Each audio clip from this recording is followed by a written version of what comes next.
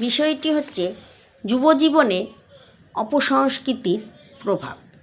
যুগে যুগে দেশে দেশে যুবজীবনের প্রতি এই আহ্বান অপরিবর্তিত। স্বাভাবিকভাবেই তারা আবেগ আকুল হয়, ক্রোধে দিশাহারা হয়।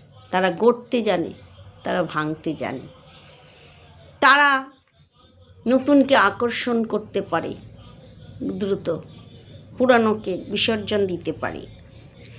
কোনো বাধা তাদের গ্রাহ্য করে না, তারা সব বাধা অতিক্রম করতে পারে। কোনো অসুবিধেই তাদের বিচলিত করতে পারে না, শুধু অস্থিরতা অনুভব করে।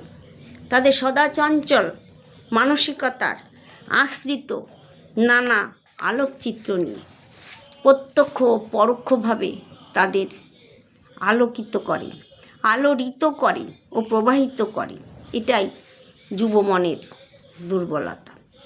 কিন্তু মন তো আর যান্ত্রিক ক্যামেরা নয় যে ইচ্ছে মতো অবাঞ্ছিতগুলোকে ছেঁটে ফেলা যায়। আর এর জন্যই আপামর জনতা মানুষ শঙ্কিত।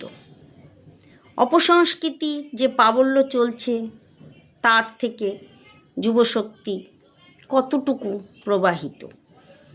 শিক্ষা, বিদ্যা, বুদ্ধি, শিল্প, কলা, রুচি, নীতি ইত্যাদি নিয়েই ভারতের সংস্কৃতি। দেশ বা জাতির সবচাইতে নির্ভরযোগ্য উৎকর্ষ হল সংস্কৃতি।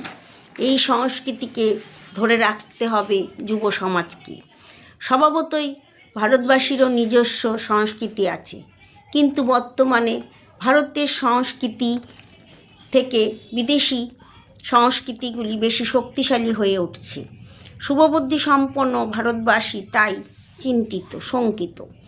ভারতবাসী যে কোনো বিদেশিকে উদারভাবে গ্রহণ করে নি তা নয়, তারা উদারভাবে গ্রহণ করতে অভ্যস্ত। তাই শক, হুন, পাঠান, মোঘল, ফরাসি, ইংরেজরা অনায়াসে প্রবেশ করতে পেরেছিল। এদের ভারত ভ্রমণ উদ্দেশ্য ছিল না, এদের উদ্দেশ্য ছিল ভারতকে শাসন করার, শোষণ করা। ভারতবাসী যে তাদের সুপ্ত বাসনার হদিশ পায়নি তা নয়, তবুও গ্রহণ করেছি, বর্জন নয়। এভাবে বিদ্যা, শিক্ষা আমরা সব মুক্ত মনে বিদেশিকে অনুকরণ করছি। ইংরেজ আগমনের সাথে সাথে ভারতবাসী পুরাতন জীর্ণ বস্ত্রের মতন হাজার হাজার আচরণ দূরে সরিয়ে গ্রহণ করে ব্রিটিশ কৃষ্টির সৃষ্টি ওপরে। আমরা বিদেশিরা যতটা আকর্ষণ করি বিদেশিয়ানা, স্বদেশিয়ানায় 1% করি না। এটা ভুললে চলবে না। যুব সমাজ অতীতের অবক্ষয়কে যেমন ঘৃণা করেছেন, তেমন বর্তমানের অপসংস্কৃতিকে একদিন নিক্ষেপ করবে। এর জন্য যুব সমাজকেই এগিয়ে আসতে হবে।